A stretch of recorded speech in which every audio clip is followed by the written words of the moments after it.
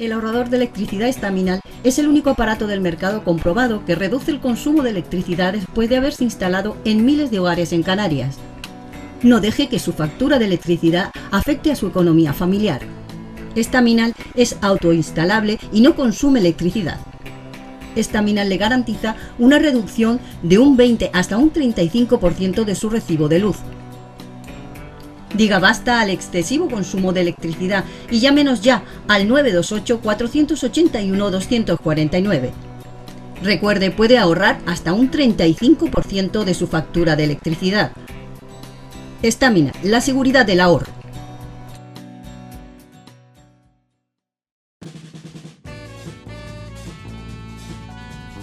El ahorrador de electricidad Estaminal, tras muchos años de instalación en Canarias y ser elegido como producto del año en ahorro energético a nivel nacional, le ofrece la posibilidad de ahorrar de un 15 hasta un 35% de su consumo en su factura de electricidad. Sea cual sea su negocio local o industria, Estaminal tiene el ahorrador que se adapta a sus características. No se fíe de las imitaciones, Estaminal solo hay uno, con las homologaciones de la comunidad internacional. No deje que los gastos abusivos de electricidad afecten a la economía de su negocio.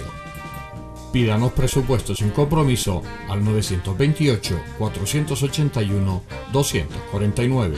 Ahorrador industrial de energía Estaminal, la solución a su excesivo consumo energético. Recuerde, ahorre de un 15 a un 35% de su factura de electricidad.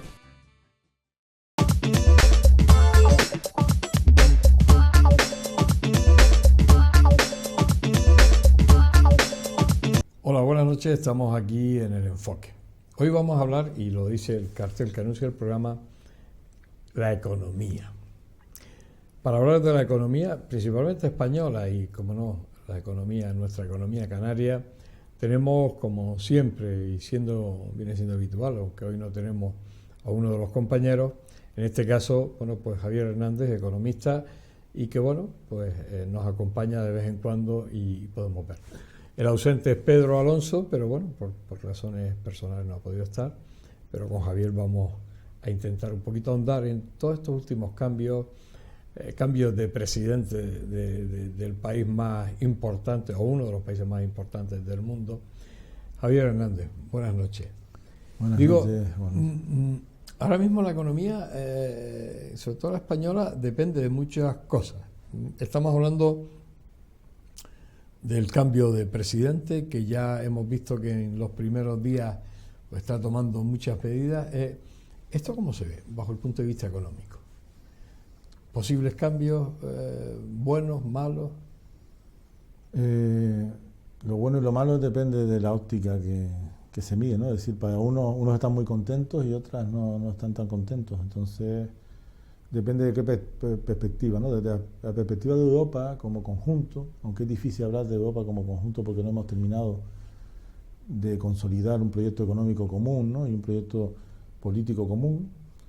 Siempre estamos sujetos a los vaivenes de las distintas presidencias y orientaciones en distintos países.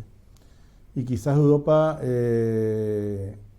teme la llegada de Trump en general, como conjunto, no a efectos individuales, pues después de países como Italia, otros que están muy afines a él, porque quizás no hemos hecho los deberes, es decir, no tenemos mucha dependencia de relación comercial con ellos, tenemos mucha dependencia a nivel de defensa, a nivel de política exterior, y no tenemos esa independencia que deberíamos de tener para que los cambios en la Casa Blanca no nos supongan ese terremoto, esos movimientos en nuestra economía, ¿no? En principio, de momento, porque la economía va unida a la política, sobre todo la economía mundial, la economía de países va unida a la política. En Europa todavía, aunque esté avanzando la ultraderecha, que está más cerca de los dogmas de Trump, todavía hay una socialdemocracia. Eso influye en el modelo económico, en el modelo productivo, en el modelo de costes, en el modelo de comercialización. Y ahí pues podemos tener problemas porque Trump, si algo presume de proteccionista en su economía, de aranceles, de potenciar su producto y de limitar la entrada de productos desde fuera, ¿no? Y sobre todo vincula mucho esa política arancelaria a las afinidades políticas, a las afinidades ideológicas. Entonces, claro, hablar de economía agregada, de economía mundial, al final es hablar de política, por desgracia, porque prima más las orientaciones y las afinidades que la objetividad en economía, ¿no? Para Europa va a ser momentos complicados, porque tendrán que reajustar todo lo que suba de costes en la relación con Estados Unidos, pues tendremos que ver si podemos abordar otros mercados, si podemos comprar o vender en otros mercados, y creo que más que nunca, sobre todo porque esto va unido a Agenda 2030, a sostenibilidad, tenemos que empezar a producir más, porque en un momento dado deslocalizamos, es decir, empezamos a producir en otro sitio y a vender en otro sitio.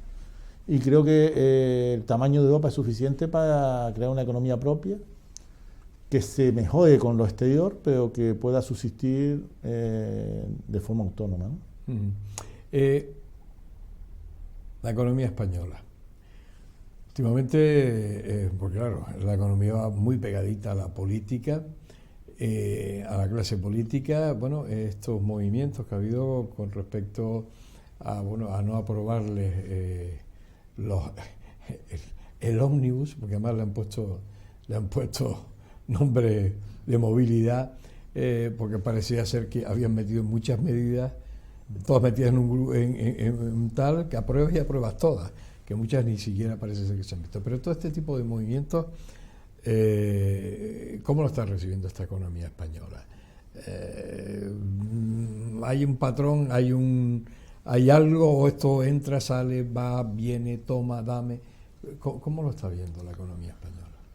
La economía en general y la economía española en particular, hay un ingrediente que es fundamental, que es la incertidumbre, el riesgo.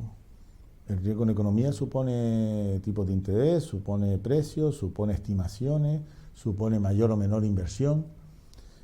Los políticos no nos lo están poniendo fácil, ningún partido, porque esa medida que comentas, lo que no se puede hacer es una medida tan importante como la subida de las pensiones, o una medida tan importante como el transporte público gratuito. Meterlo en un grupo. Meterlo, creo, yo no lo he leído, pero por lo que he leído y escuchado, casi 80 medidas diferentes. ¿Por qué? Porque al final la política se ha metido no en un juego de buscar el interés mejor para los ciudadanos, y por tanto vamos a aprobar la subida de pensiones. ¿Qué pensamos de las pensiones? Esto, pues consensuamos. ¿Qué pensamos del transporte? Esto, consensuamos. ¿Qué pensamos de que los independentistas o el partido del PNV reivindique un inmueble en Francia, que también es una de las cosas que está metido en el ómnibus ese? Pues se trata ese aspecto, es decir, no, pero todo es moneda de cambio. Entonces las personas nos hemos vuelto moneda de cambio. Yo te apruebo la subida de pensiones como si fuera como que te estoy haciendo un favor. No, yo tengo una responsabilidad como político. ¿A los pensionistas hay que subir las pensiones o no hay que subirlas?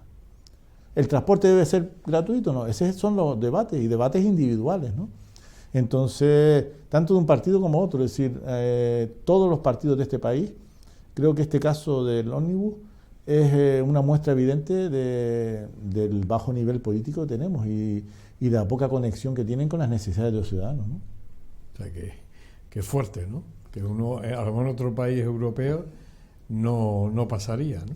Hombre, si eso lo extrapolamos a cualquier otra medida fiscal, es decir, como los empresarios que estaban pensando que lo que voy a pagar de impuestos va a depender de que un partido le apoye, yo qué sé, en una medida de generación de gimnasios, yo qué sé, es que van a mezclar todo. O en que me apruebes una medida en torno a una prestación social, se mezcle con una medida de más competencias para Cataluña, o se mezcle en una medida de que te tengo que ceder la gestión del ferrocarril de Cuenca. Esto no tiene sentido. Es decir, lo lógico es que discutamos, que pongamos sobre la mesa las distintas orientaciones, que es legítimo, es decir, que el mundo se mide de muchos colores. Para mí la diversidad es muy bonita, es muy interesante, es muy enriquecedora. Lo que no podemos mezclar es manzanas con tomate. O hablamos de manzana y ahora nos sentamos a hablar de manzana y ahora empezamos a hablar de tomate. Entonces, sector agrícola. Ahora las subvenciones del plátano van a estar pendientes de que los catalanes se enfaden porque no les cedieron no sé qué competencia en empleo. No tiene sentido técnico. Por tanto, Si los políticos, que son los responsables de poner las normas, de poner las reglas de juego, las están poniendo sin criterio técnico, la economía se resiente y la economía pierde confianza. ¿Y qué es la pérdida de confianza de la economía? Que no se invierte, que no se genera economía, que no se produce empleo, que no se mejora la renta de las personas, ¿no? Y al final no se mejora la calidad de vida de las personas, ¿no? Esta manera de gobernar, y ya no entramos en ideología política, sino las maneras de gobernar de este gobierno, nunca mejor dicho, intentando controlar el aparato, iba a decir propagandístico, el aparato de medios de comunicación, controlar todo. Esto me hace recordar tiempos pasados. Esto es bueno también para la economía, porque el tema de la corrupción, pues yo tengo que cortar aquí, voy a sacar aquí una historia. Todo esto, al final, esto va a pasar factura, ¿no? Todo este tipo de, como decías tú, de incertidumbre que hay con respecto a esta manera de gobernar, que yo ni entro ni salgo, pero digo por lo que se ve. Esto al final pasa factura a la economía y a todo en general, ¿no? Pasa factura desde distintos puntos de vista. Primero, estamos en una economía de mercado, pero regulada, es decir, hay determinados aspectos donde el Estado interviene, donde no llega al mercado. No llega a la sanidad pública o no llega a la educación, pues tiene que intervenir el mercado para que todos tengan educación y sanidad, o en prestaciones sociales, porque el mercado a determinadas situaciones de vulnerabilidad no responde. Por tanto, el Estado tiene, por un lado, que equilibrar lo que el mercado no equilibra, ¿no? Segundo, regula, pone las reglas del juego. Y vuelvo a decir, esas reglas del juego tienen que tener un rigor técnico, tienen que tener un sentido. No puede depender una medida fiscal de una medida de negociación de competencias de una comunidad autónoma. Es decir, cada cosa se tiene que negociar con un rigor técnico y en un foro distinto. Y tercero, el Estado es un agente económico. Por ejemplo, en Canarias, el Producto Interior Bruto, que es lo que generamos de economía o que producimos como región, la administración pública supone el 25% de la economía de Canarias. Casi un cuarto de lo que se produce, del dinero que se mueve, de las compras, del movimiento de dinero, genera la administración pública. Dese en cuenta que decimos que el turismo es nuestro gran motor económico, y es un 35%, a un 10% de distancia de lo que es la administración pública. Fíjate, si no solo como agente regulador, sino como agente económico, que construye edificios, da prestaciones, quita dinero del mercado a través de los impuestos, compra ropa, compra bolígrafos, compra sillas, compra mesas, paga sueldos, tiene empleados, es decir, el 25% de la economía de una región como Canarias, o sea que entre el turismo y la administración pública estamos hablando de un 60 o 70% de economía. Por tanto, si los que están al frente de ese 25% de economía están pensando en su ombliguito, en su partido político, en sus intereses, en mantener el cargo, en dejar en ridículo al otro.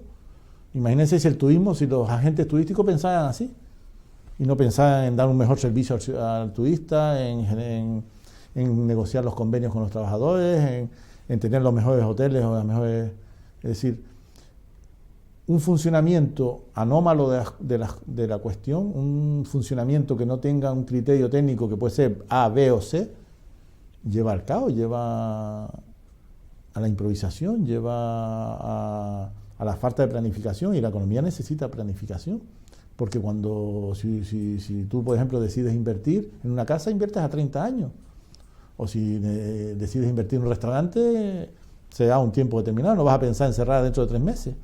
Y si ahora los gobiernos te cambian las reglas del juego de un día para otro, ahora nos quieren decir que en vez de trabajar 40 horas hay que trabajar 37, y vamos a ver, si yo mi bar lo planifiqué de 8 a 8 con 2 personas de 40 horas, ahora ¿qué hago con 2 personas de 38? ¿Cómo cubro las horas que me faltan? Es decir, la política está tan al margen de la realidad que no cuestiono la reducción de la jornada laboral, es decir, que es todo un tema que hay que hablar. Yo creo que el mundo está para ser feliz, y si todos podemos ser más felices y trabajar menos, mejor, es mi opinión. Pero eso tiene que ser de forma razonada y de forma planificada, ¿no? Yo creo que la confianza en los políticos ha llegado a un nivel ya que que es muy peligroso, ¿no? Es muy peligroso, y que eso hace que la ultraderecha, a nivel mundial y a nivel internacional, y cuando hablo de ultraderecha no me estoy posicionando ni a favor de la izquierda ni de la derecha, sino de un movimiento que no piensa en nadie, que no piensa sino que cree que lo de la sostenibilidad es una mentira, y que no hay que tener cuidado con nada, que las cosas son, que el mundo no es un recurso que se vaya a terminar. Pues es peligroso, ¿no? Porque la gente al final, si ve que tú no controlas bien, si un alumno o los alumnos ven que el maestro o la maestra es un títere, que no, pues ellos van a comportarse peor todavía, ¿no? Si las referencias que debemos de tener, que son nuestros dirigentes, no dan ejemplo, la ciudadanía actuará pues sin ningún tipo de rigor, ¿no? Uh-huh. Tú hablabas de la reducción de jornada, porque estamos viendo que la ministra, bueno, es que a veces tú no sabes si se están haciendo movimientos y guiños con respecto a su propia historia política que a la realidad que debe existir, como es una reducción de la jornada laboral. Pero todo esto no se ve como muy frívolo. Se lanzan estas historias con mucha libertad. Me refiero a libertad sin aspecto técnico que las apoyen. Yo quiero imaginar que detrás de cualquier ministro o ministra habrá profesionales y técnicos. Quiero imaginarlo, ¿no? No he tenido el placer o no placer de asesorar a los ministros o ministras a otros niveles de consejero, de cabildo, de gobierno, si he trabajado más, de concejal, de alcalde. Y normalmente hay una decisión última política, pero detrás debe haber informes técnicos, ¿no? Yo sí creo que había un desfase en el salario mínimo interprofesional, que no era normal que hace 7 o 8 años el salario mínimo estuviera en 700, 800 euros, con el nivel de vida eso no vive nadie. Estamos ahora mismo, Canarias sigue a la cola de la pobreza, detrás de Extremadura y de Andalucía. Somos la región con mayor índice de riesgo de exclusión social y de pobreza severa. Es decir, estamos hablando de personas que trabajan o que tienen renta y que no pueden permitirse una lavadora o un móvil. No pueden permitirse. Otra cosa es que prioricen y se quiten el pollo y se compren el móvil, ¿vale? Pero en términos económicos estamos hablando de que el 32% de las personas que viven en Canarias, donde el turismo ha crecido de forma vertiginosa, donde ya rondamos los 18 millones de turistas, donde hemos crecido en millones de euros, de 19.000 millones de euros a 22.000 o a 24.000 millones de euros que genera el turismo en Canarias, seguimos a la cola de la pobreza.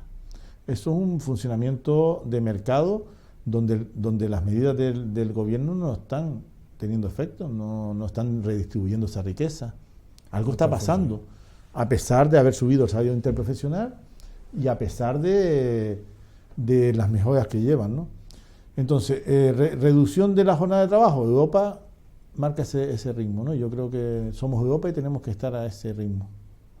Ahora tenemos que hacer un análisis del momento, de la oportunidad y tomar medidas por sectores. No es lo mismo la restauración que la sanidad, que la construcción, que el sector servicios. No es lo mismo trabajar desde casa que trabajar frente al público, no es lo mismo el comercio. Entonces yo creo que a ese nivel yo siento, y por la información que tengo, que no se ha llevado a efecto, y esto puede ser muy perjudicial. Una medida que puede ser positiva, si está mal aplicada, puede ser perjudicial, ¿no? Bien, vamos a hacer un alto en el camino. Estamos hablando con Javier Hernández, estamos hablando de economía, estamos enterándonos de muchas cosas. Enseguida volvemos. El ahorrador de electricidad Staminal, tras muchos años de instalación en Canarias y ser elegido como producto del año en ahorro energético a nivel nacional, le ofrece la posibilidad de ahorrar de un 15 hasta un 35% de su consumo en su factura de electricidad. Sea cual sea su negocio local o industria, Staminal tiene el ahorrador que se adapta a sus características. No se fíe de las imitaciones, Staminal solo hay uno, con las homologaciones de la comunidad internacional.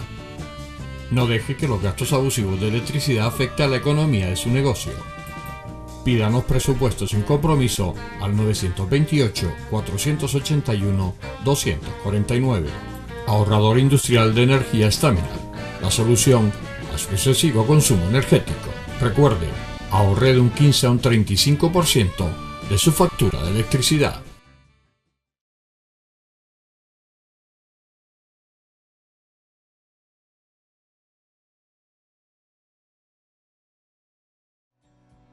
El ahorrador de electricidad Staminal es el único aparato del mercado comprobado que reduce el consumo de electricidad después de haberse instalado en miles de hogares en Canarias. No deje que su factura de electricidad afecte a su economía familiar. Staminal es autoinstalable y no consume electricidad. Staminal le garantiza una reducción de un 20 hasta un 35% de su recibo de luz.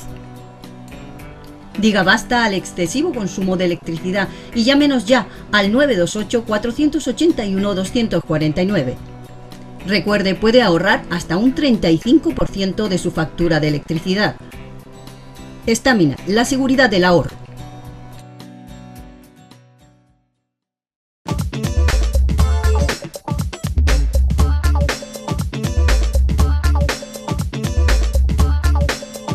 Seguimos aquí en este especial dedicado a la economía con Javier Hernández, economista. Estamos hablando un poco de, bueno, todos estos movimientos, todo esto que está surgiendo, hombre, que afectan no solo a la economía europea, concretamente a la española y concretamente a la canaria. Tú hablabas de los 20 y tantos mil millones que genera el turismo. ¿Quién se está llevando eso? Porque cada vez sube más el turismo, esto tenía que ser unas islas, que el dinero aquí aflorara, porque para mí que es una de las más importantes que capta ingresos turísticos. ¿Dónde va ese dinero?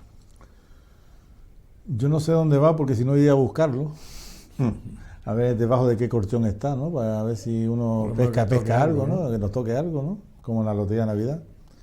Pero recientemente que fue Fitur, ya los políticos, me imagino que a raíz de los movimientos sociales que han habido, de las manifestaciones, su discurso se ha suavizado un poco, pero claro, se ha quedado en palabras, ¿no? En el último Fitur, que fue hace unas semanas, el presidente del gobierno de Canarias habló de contento del crecimiento turístico, un 11 y pico por ciento de turistas, de más turistas, un 26% de mayor gasto por turista, y al mismo tiempo dijo, pero tenemos que tomar medidas para que eso repercuta en el bienestar de las personas, ¿no? Es decir, que de los canarios o de las personas residentes en Canarias, ¿no? Es decir, que ya empieza a públicamente, y en un foro como Fitur, que debe de ser todo fiesta porque hay mucho turista, empiezan ya a matizar que no está llegando a la población, ¿no? Los propios políticos reconocen, incluso el presidente del Cabildo habló de que a ver cómo esa renta pues llega, los trabajadores o trabajadoras del sector pues también empiezan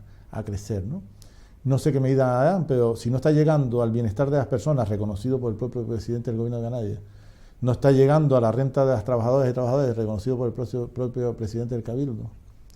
Ese sur, ese San Bartolomé de Tiajana y Mogán, que es el motor, huele a viejo, ¿no? Y los propios ayuntamientos reconoció que hay un plan de inversiones importantísimo para embellecer, para mejorar el entorno. ¿Dónde se está quedando el dinero? Es decir, ¿dónde está yendo el dinero?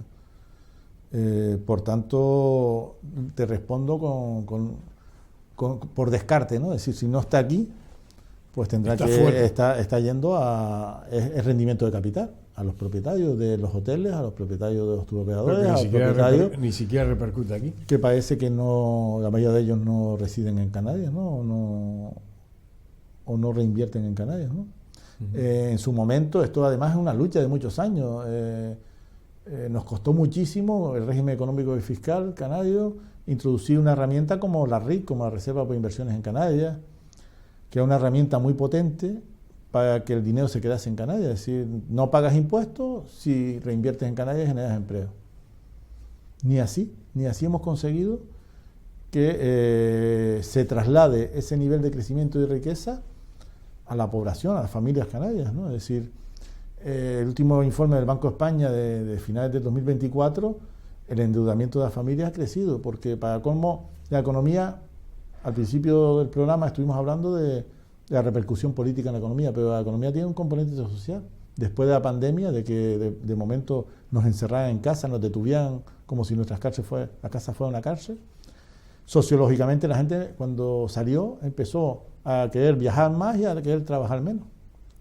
Porque ese susto, como diciendo, es que somos vulnerables, nos dimos cuenta que éramos mortales y que un bichito que no ni vemos nos podía encerrar en casa. Eso que ha generado que la gente viaje más.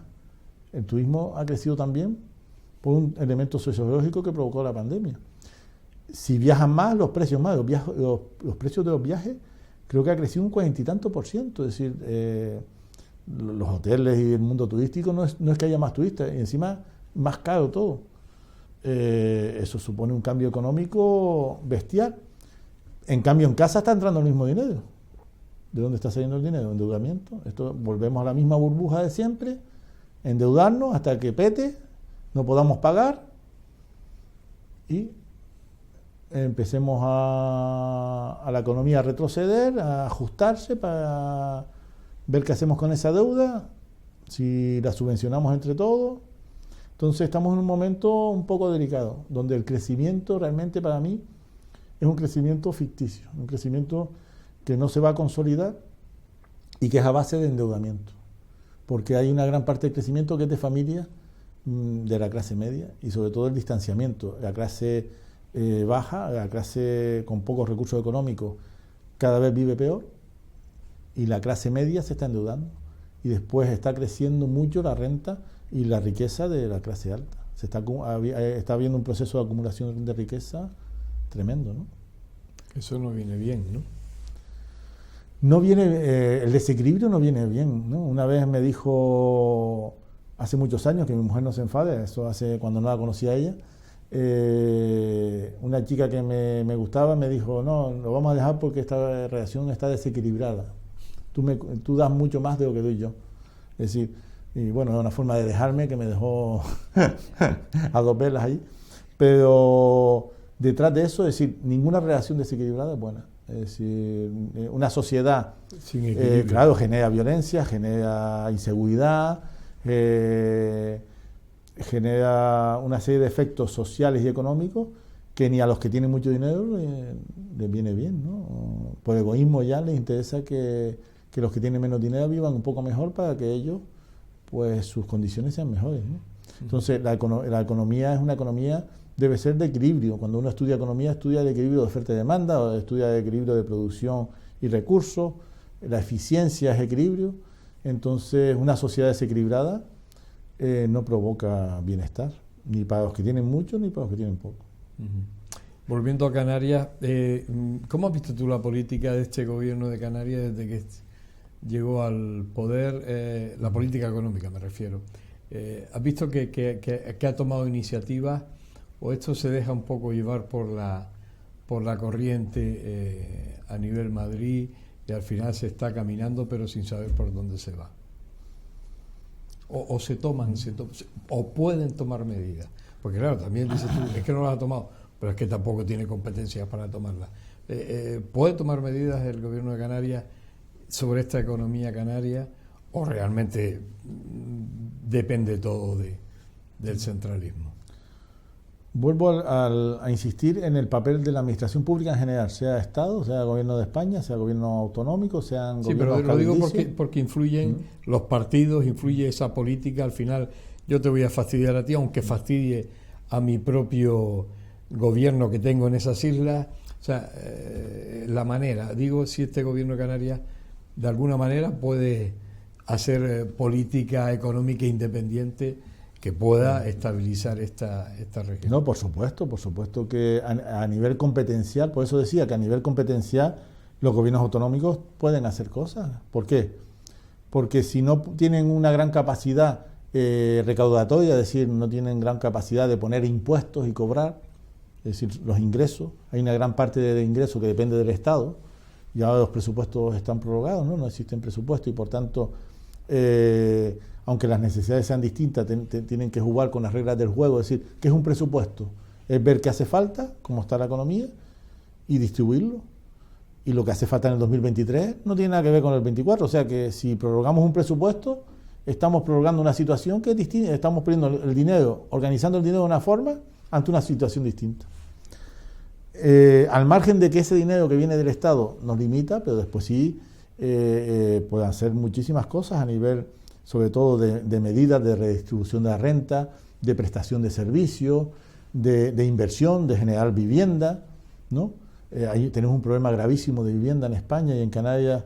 Ya para mí creo que es el problema de los más importantes de la familia. Estamos llegando a un nivel donde estamos en el nivel más bajo de emancipación de los jóvenes con trabajo de la historia. Es decir, ahora un 11% se puede emancipar o se está emancipando, un 11% de jóvenes con trabajo, con empleo. Y básicamente es porque no pueden alquilar una casa y como mucho pueden alquilar una habitación por 600, 700 euros. Una habitación y compartir un baño y un salón. Entonces, el gobierno de Canarias puede hacer muchísimas cosas. Puede generar vivienda, puede generar servicios, puede fomentar el emprendimiento. ¿Y está tomando medidas? ¿Cómo lo ves tú desde que está en el... Desde mi punto de vista, empezaron con mucha fuerza, empezaron con mucho fuego de artificio, pero se ha quedado en nada. Se han justificado en la prórroga de los presupuestos y en no poder aprobar nuevos presupuestos a nivel estatal. Y ahora mismo para mí hay un continuismo, no visualizo ninguna medida distinta a gobiernos anteriores, hay un continuismo en las políticas y sobre todo políticamente hay una debilidad porque el color político de Canarias es distinto al Estado y eso, nos gusta o no es así. Te pasa factura. No, te pasa factura y encima dentro del gobierno hay dos mini gobiernos de dos colores distintos. Entonces, una política necesita una planificación, necesita un objetivo, necesita una propuesta de acción. Y creo que ahora mismo el presidente se ha centrado en un tema que para mí es muy importante y prioritario, que son los menores inmigrantes, pero no visualizo que en otras líneas muy importantes también se esté desarrollando. La dependencia, la ley de dependencia sigue atascada, que es una cuestión que genera economía porque genera empleo y al mismo tiempo atendemos dignamente a nuestras personas mayores y dependientes. No hay ninguna luz distinta. En vivienda, el consejero planteó un montón de cuestiones, de vivienda vacacional, nueva vivienda, un nuevo decreto, pero ahí ha quedado. En política de emprendimiento, no puede ser que dinero destinado a que personas se busquen autoempleo se termine en mayo, la partida presupuestaria se acabe. Que mejor invertir en el emprendimiento, que mejor que darle 7.000 euros a una persona para que cree su propio empleo, 8.000, ¿qué dinero es ese con las grandes millonadas que se reparten en otros ámbitos? Y el Servicio Canario de Empleo se queda sin dinero en el mes de mayo para apoyar el emprendimiento, para que un emprendedor o emprendedora pague sus primeros meses de alquiler o compre la máquina para lavar los coches que necesita, si es o la peluquería, compre el sillón y la máquina de cortar el pelo. Entonces, yo veo que hay una parálisis en la administración, que no hay un proyecto. Yo por lo menos no percibo un proyecto de autonomía, de país o ni siquiera de municipio, sino que van tomando medidas de la manera que sales en la prensa, que te presionan, que piensas que puede tener un coste político, pero no hay una planificación. Yo por lo menos he hecho de menos hace mucho tiempo en la política un proyecto, el que sea, el que toque, el que los ciudadanos hayan elegido, para tener una hoja de ruta y saber hacia dónde empujamos todos, ¿no? Pero aquí cada uno, ahora mismo, como decía un presidente de una cooperativa candelaria, don Pedro, en paz descanse, la cooperativa candelaria de Tenerife, que es una cooperativa muy importante en el sector ganadero y agrícola, decía: Javier, todo el mundo está en lo suyo, menos yo que estoy en lo mío. O sea que... complicado. Esto al final, yo me imagino que ahora con esto, empezábamos hablando de Donald Trump, un poco esa política proteccionista, pero tú hablabas también de que el mundo está tirando, viendo que esto es como medio cachondeo en general, Europa y España concretamente, y la gente está tirando hacia esos lados extremistas de que todo vale. Hablamos tanto izquierda como derecha, los extremos son malos, pero se están volviendo hacia ese extremo de que, vamos a controlar todo, vamos a hacer una especie de control, de dictadura, de tener todo controlado. está obligando a la gente a irse a ese lado porque ve que lo que se está haciendo, pues no tiene ni pies ni cabeza, que se rige por favoritismos políticos. Pues yo te voy a fastidiar por aquí, me importa un poco el bien común, si no están buscando estos temas políticos, lógicamente. Has dicho una palabra que para mí tiene mucha importancia, el bien común, ¿no? Y cómo nos ponemos de acuerdo dónde está, ¿no? Cómo se mide el bien común, ¿no? Dónde está el mínimo de las personas, y los dos extremos son erróneos, ¿no? Es decir, el extremo de la izquierda es el control de lo público al 100% y te asfixia, te quiere controlar hasta lo que haces en la cama, poco menos, o cómo hablas, una piel fina en todo, ¿no? Y te asfixia como ciudadano y como persona autónoma que tiene derecho también a hacer cosas y la ultraderecha cree en la libertad de mercado, que aquí me controlas con el gobierno y aquí con el mercado. Es decir, en el mercado tú no eres nada. O tienes dinero o te mueves en la puerta en Estados Unidos te mueves en la puerta de un hospital si no tienes un seguro médico. Entonces los dos extremos son malos. Y para colmo, la ultraderecha con Milei en Argentina y con esta mujer en Italia Meloni y Milei. No había caído yo que Emanem.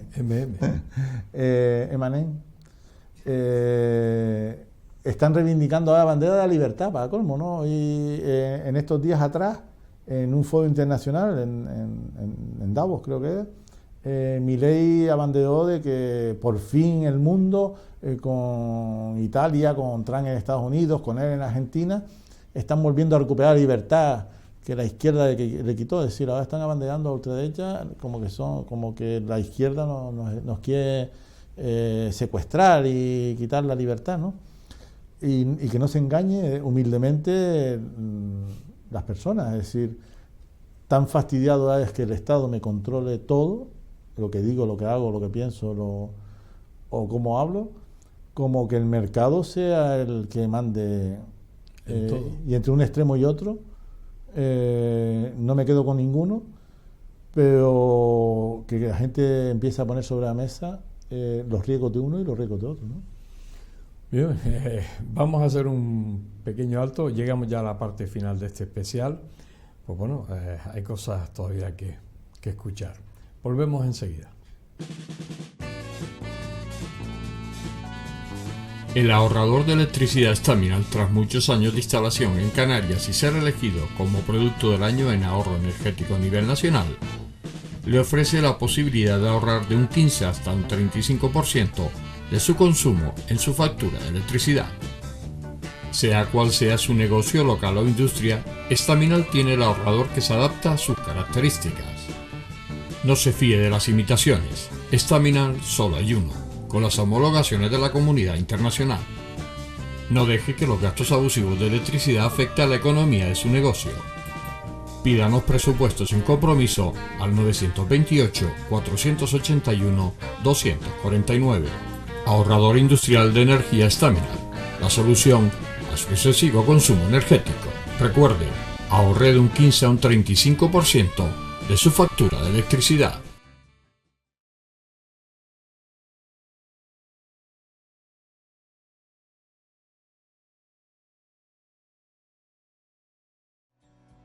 El ahorrador de electricidad Staminal es el único aparato del mercado comprobado que reduce el consumo de electricidad después de haberse instalado en miles de hogares en Canarias. No deje que su factura de electricidad afecte a su economía familiar. Staminal es autoinstalable y no consume electricidad. Staminal le garantiza una reducción de un 20 hasta un 35% de su recibo de luz. Diga basta al excesivo consumo de electricidad y llámenos ya al 928-481-249. Recuerde, puede ahorrar hasta un 35% de su factura de electricidad.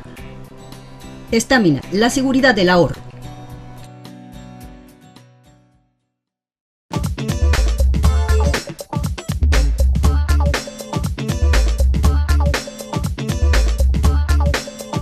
Llegamos a la parte final de este especial, dedicado a la economía española, a la economía canaria. En general a todo ese movimiento económico y sobre todo en los últimos tiempos que que anda como medio revolucionado.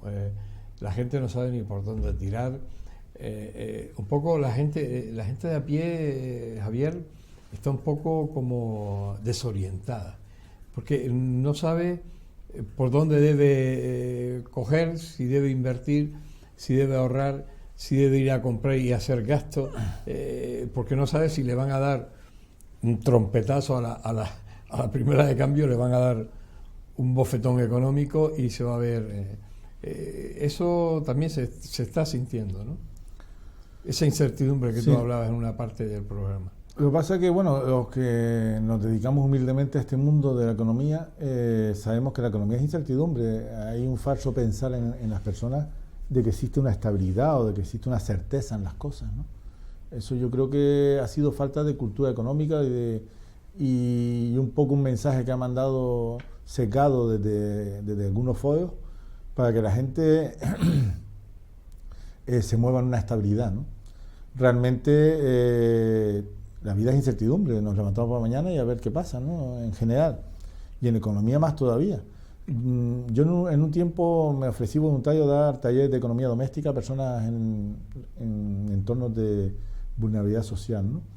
Y era curioso cómo alguien con 800 euros vivía peor que otro con 300.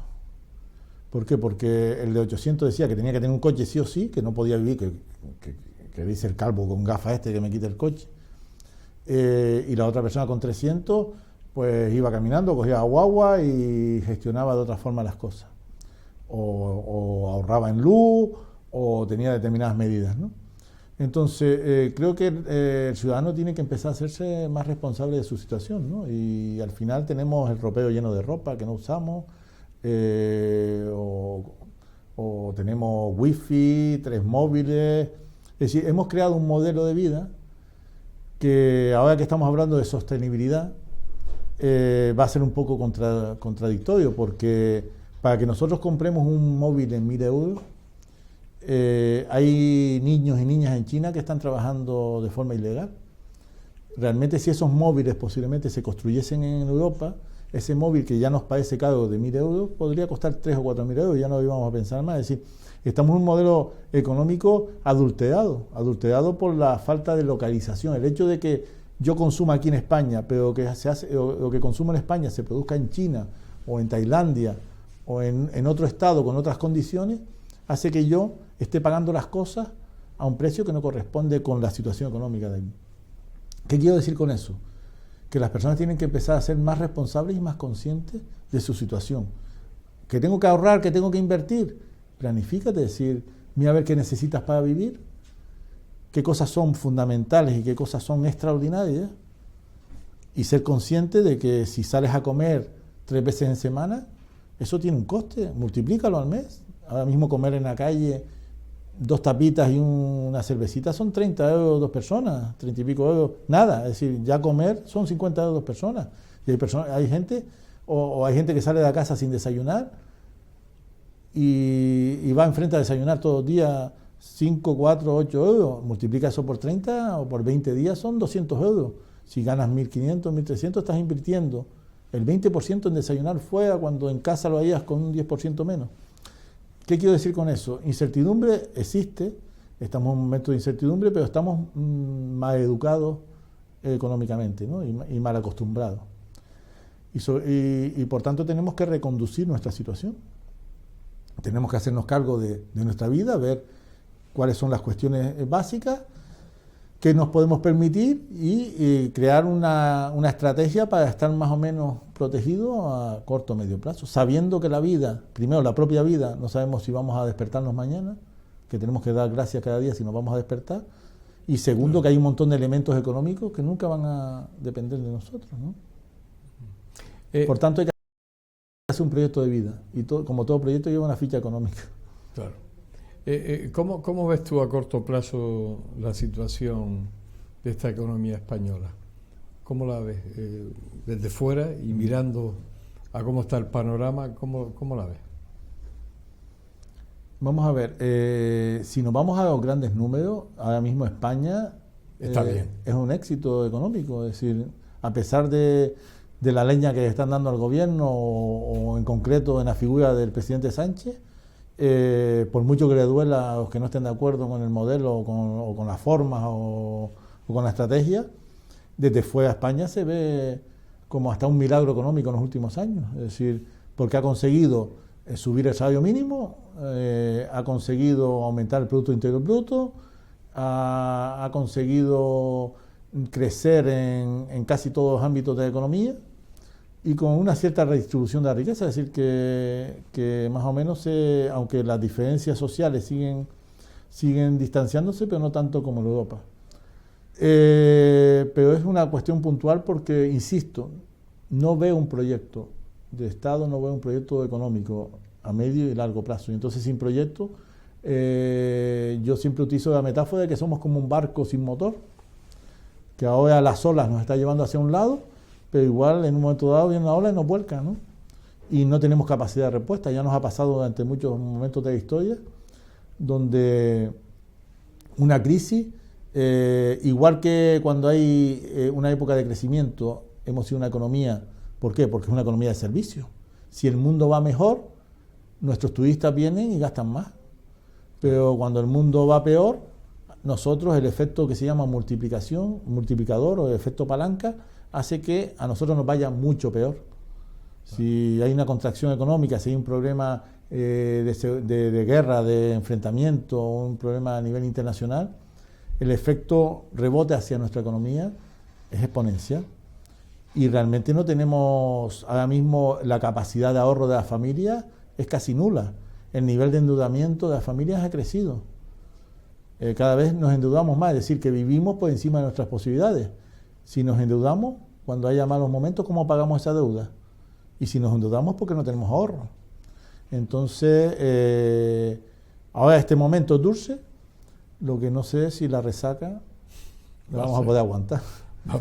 Pero bueno, yo soy positivo, pero no soy optimista. Es decir, ¿y cómo se vende eso? Optimista en el sentido de que todo vaya mejor, no lo sé. Y si le soy franco, ni me interesa, porque soy positivo, dependo de mí y siempre tendré que enfrentar a la situación Tenemos que tener más capacidad de adaptarnos, ¿no? Tenemos que tener como las empresas se adaptan, tienen que adaptarse porque si no cierran. Las familias tenemos que empezar a tener modelos de vida mucho más flexibles, ¿no? Es decir, cuando firmamos una hipoteca tenemos que pensar en una hipoteca que podamos pagar en los momentos dulces y en los momentos malos. Claro. No firmar una hipoteca cuando vamos bien y poner una cuota ahí de 1.500 euros que cuando venga un taponazo nos quiten la casa, como pasó mucho, ¿no? Entonces tenemos que hacer una planificación donde nuestro nivel de vida hasta cierto punto lo podamos mantener en los momentos más dulces o en los momentos más tristes, ¿no? Se nos acabó el programa. Estaríamos hablando con Javier Hernández pues muchísimo sobre economía y sobre todo, bueno, esas pautas que nos está marcando, que muchas veces, bueno, pues eso, nos volvemos locos y salimos a comprar y compramos, vamos, sin mirar dónde vas a pagar, lo que vas a pagar y qué es lo que te vas a comprar, que después aparece lleno de bolsas, que llena los armarios y posiblemente ese tipo de compra que has hecho no la utilizas. O también, que está ahora muy de moda, la compra online, que se compra por comprar y se compran cosas que tú dices, bueno, ¿y esto para qué lo has comprado? Para acumularlo ahí. Y al final tenemos un nivel de vida que a lo mejor no es el que tenías que tener, o tomar las medidas para que, como decía también Javier, adaptarte a esa economía doméstica que a lo mejor no deberías estar en ese movimiento, sino más adaptado y más pequeñito, y eso a lo mejor pues cuando llegan los momentos malos, pues, o como decía, los momentos dulces y los momentos desagradables, pues estás preparado. Javier Hernández, economista, gracias, profesor de la Universidad de Las Palmas de Gran Canaria, gracias por estar aquí. Sabes que para nosotros formas parte de esta casa y bueno, pues por lo menos nos quedamos un poquito mejor y sabemos un poquito más de esta economía que tenemos tan cercana. Muchas gracias, José Luis, siempre muy a gusto compartir contigo, lo pones muy fácil y bueno, disculpe que los economistas seamos como los Green de la Navidad, que el dato mata al relato, ¿no? Es decir, el dato es el dato y con el dato lo único que podemos hacer es tomar decisiones, ¿no? Así que yo a la audiencia le animo a que a que, como dice mi madre, Pinito Santana con sus 89 años, ¿no? Que no es más feliz el que más tiene, sino el que menos necesita, ¿no? Está claro. Pues con las palabras de Javier Hernández hemos terminado este enfoque especial dedicado a la economía, y como siempre les digo, les espero la semana que viene, no falten, aquí en el enfoque. Hasta siempre.